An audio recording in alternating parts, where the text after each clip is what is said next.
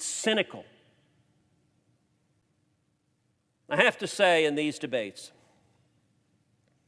listen, this is a topic that is emotional. It's a topic that is personal.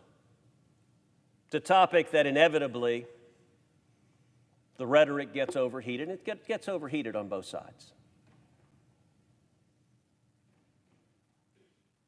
Some years ago, I found myself, curiously enough, in a Twitter debate with Alyssa Milano, the actress from Hollywood, the left-wing activist, over the question of guns. And we began going back and forth over gun control and the Second Amendment, and at some point, she said something to the effect of, "You wouldn't dare sit down and have this conversation with me in person." I said, "Of course I would." And I invited her to come to my office. And she did. She came to my office, and what proceeded is we had a 90-minute discussion and debate about violent crime, about gun control, and about the Second Amendment. And we live streamed it. So anyone who wants to see it can go and watch a 90-minute discussion. And I will say, I will commend Ms. Milano. I think the two of us managed to have a much more civil conversation on this than most of the interlocutors on this topic. One of the things I said to her at the start of that discussion, I said, listen, if we start from the premise, if we sit in this room and look at each other, and we both assume the other is evil, the other is lying, the other seeks to do harm, we're not going to have a very productive conversation. If each of us thinks of the other, you want children to die, you want people to be murdered, you know what? That's not going to lead to a very productive conversation. And I suggested to her, I said, why don't we start from the proposition that you and I both would like to see innocent people protected and saved? That you and I both, like anyone sane and rational, are utterly horrified at the depraved monsters that murder innocent people, and especially those who murder children. There is a special circle of hell for the people who hurt kids. If we start from the premise that you and I, even though we're of different political parties, even though we may believe different things politically, we'd both like to see human life saved and preserved, then maybe we could have a productive discussion about what steps can be taken to be most effective saving human life. If we agree we both want to prevent future murders, we both want to protect our kids and your kids and kids across America, then we can have a real discussion that is factual, that is empirical, that is based on evidence, that is based on data, as to what policies are actually effective in stopping violent crime. There was a time where this august chamber had discussions like that, had debates. I would note this particular bill, there have been no committee hearings on it. There's been no meaningful debate. This is an exercise of partisan power and political objectives. So we're not engaged in a meaningful discussion of what policies are actually effective stopping violent crime, preventing mass murder, protecting children.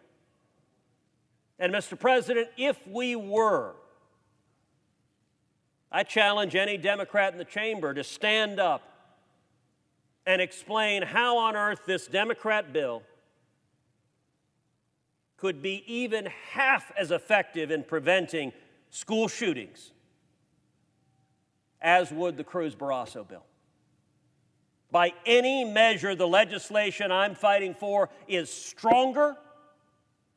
It will put more violent gun criminals in jail, and it will double the number of police officers in schools across America. It will make our children safer. If we were willing to have a discussion about substance, about the merits, that should be a pretty easy discussion. But sadly, too many in this body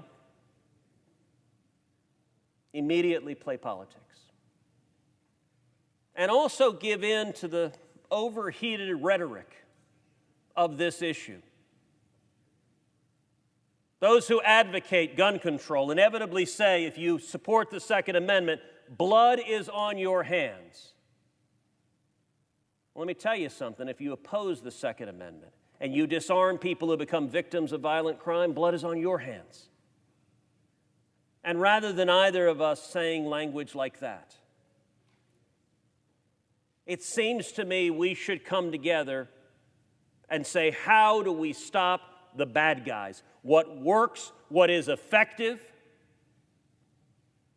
What can we do together to make sure, to maximize the chances that we prevent another Uvalde, another Santa Fe, another Sutherland Springs, another El Paso, another Midland, Odessa, another Dallas? The stakes are too serious for political games. Mr. President, you weren't serving in this body 10 years ago when we voted on Grassley Cruz. But at the time, 9 Democrats voted for it. It received the most bipartisan support of any of the comprehensive legislation before this body. It got a majority vote in the Harry Reid Democrat Senate, where the Democrats had a substantial majority. I would urge you, Mr. President, and every other Democrat to demonstrate the same principle and the same courage that those 9 Democrats did a decade ago. Let's vote for legislation that will actually solve the problem, that will actually stop violent criminals, that will actually keep our kids safe. And let's resist the political urge to try to attack and undermine the Second Amendment, to try to disarm law-abiding citizens.